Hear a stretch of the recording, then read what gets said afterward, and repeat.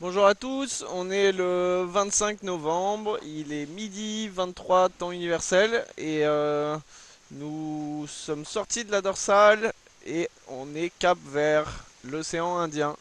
Voilà, alors Nelson m'a fait passer pas mal de questions sur Facebook auxquelles je vais répondre avec grand plaisir. Alors la première question de Morgan qui suit le bateau tous les jours. Est-ce que tu as le temps de rêver quand tu dors? Est-ce qu'il y a des desserts dans tes sachets? Et as-tu réparé ton spi avec la couture ou en collant? Alors Morgan, franchement au niveau des rêves, bah, pas trop parce que quand je dors je m'écroule de fatigue en ce moment parce qu'il y a beaucoup de travail sur Bureau Vallée. Et oui, il y a des desserts dans tous les sachets journaliers, des trucs qui sont fabriqués maison, à la forêt fouennant, des gâteaux au Nutella, enfin voilà, pas mal de choses assez bonnes et c'est les bons moments des repas. Et pour le spi, bah en fait, j'ai collé suivant avec du double face en faisant une espèce de boudin les deux faces du spi et ensuite j'ai cousu dedans et j'ai rajouté du tissu à spi le long de la couture pour que ça soit solide. Voilà mon grand. Ensuite, euh, une question de Malwen et de Keridiwen. Keridwen.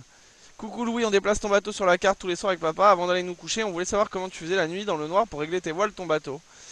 Et as-tu beaucoup de lumière dans la cabine pour t'éclairer?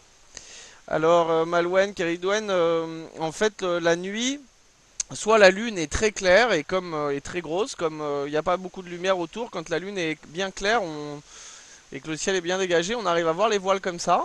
Et puis quand on a besoin de préciser ou quand la nuit est noire, j'ai des grosses lampes frontales et une grosse lampe torche comme ça de Techni Solar qui éclaire extrêmement fort, qui me permettent de régler les voiles sans trop de soucis. Et dans la cabine, oui, je peux mettre de la lumière, mais je mets plutôt une frontale pour pouvoir m'éclairer. Voilà. Après la question de Eric Pascal. Bonjour Louis, est-ce que vous pensez quelquefois à vos premières navigations sur le lac d'Aiguzon? Les berrichons sont derrière vous. Alors bonjour Eric, oui, j'y pense souvent. Ma grand-mère a encore sa maison à Argenton-sur-Creuse et je suis pas mal en contact avec elle, là, notamment sur les histoires de couture. Et je pense souvent en effet aux premières navigations sur le lac d'Aiguzon avec notre petit catamaran, notre F415 qui s'appelait Fille de Feu. Et j'ai retrouvé exactement le même bateau il y a quelques mois de ça que j'ai pu racheter. Et donc on a navigué en famille dessus cet été. Enfin voilà, donc c'était super. Et oui, je pense beaucoup à ces naves. Et comme quoi on peut commencer à faire du bateau sur le lac d'Aiguzon, dans le Berry, dans le centre de la France, et puis ensuite partir voyager à travers les mers. En tout cas, ça me fait plaisir que vous suiviez la course. Après, il y a une question d'Inès, 8 ans. Sa maman Valentine Lautier. Question Louis, j'espère qu'il te reste du chocolat. Ah, bah en fait, il ne m'en reste plus beaucoup, Inès, du chocolat. Parce que comme il y a eu 3 ou 4 jours de pétole, et ben je me suis pas mal vengé sur le chocolat et les bons becs. Voilà. Mais comme le vent va revenir, c'est pas très grave. Et puis j'imagine qu'il y en a qui. Il y a du chocolat qui est caché pour Noël. Question de Jean-Charles Jules. Salut mon loulou, il fait beau, il y a du zef. As-tu le temps de rêver? Te sens-tu plus proche des dauphins ou des hommes? Regardes-tu beaucoup le ciel? Salut Jean-Charles.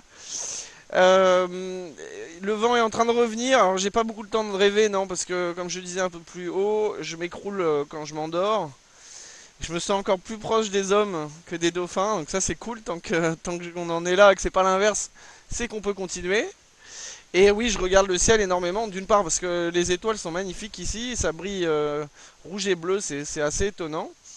Et puis d'autre part, la journée et la nuit aussi, ça permet de repérer où sont les nuages, quel type de grain c'est, et du coup de savoir de quel côté il faut passer. Donc ça marche pas à tous les coups, mais ça permet quand même de pas mal se débrouiller. Voilà.